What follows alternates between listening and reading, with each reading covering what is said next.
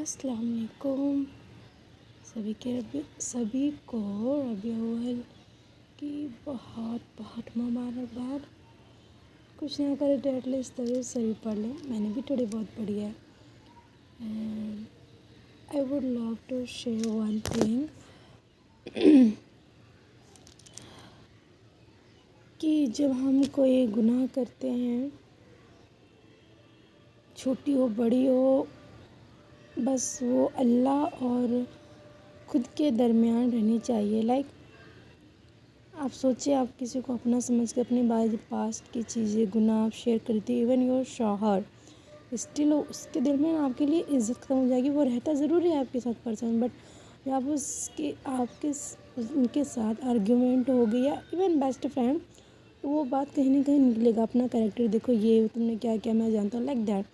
سو اللہ prohibited, تو don't share, don't speak even little bit your sin to anyone.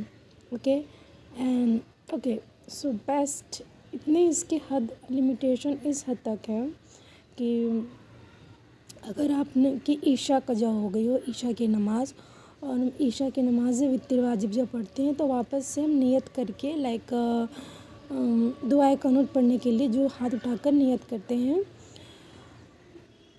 آپ عشاء کے وقت یہ کر سکتے ہو. بٹ اگر آپ کی عشاء قضا ہو گئی ہو اور آپ کو مارننگ یا نیکسٹ ڈے یا کبھی بھی پڑھنا ہو، تو آپ واپس وتر کے لیے جو دعا کرنے کے لیے ہم نیت باندھتے ہیں، واپس سے آپ وہ ہاتھ اٹھا کر نیت نہیں باندھ سکتے ہو. اس الاؤ ان اسلام کہ آپ ہاتھ اٹھا کر مت باندھو، ڈائریکٹلی آپ جو دعائے قنوت ہوتی ہے وہ پڑھ لیں. کہ اگر آپ ایسے نیت کر کے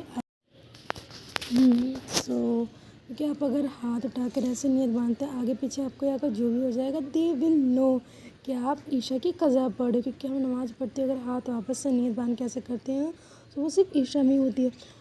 تو یہ بھی گناہ ہی ہے کہ آپ نے اپنی نماز قضا کی، اور دوسرا وہ نماز اس طریقے سے نہ دیکھے کہ آپ قضا ادا کر رہے. اس حد تک اللہ نے منع کی کہ آپ کی نماز بھی چھوٹی ہوئی تو آپ دوسرے کو دکھا نہیں سکتے کہ میں قضا نماز پڑھ رہا ہوں.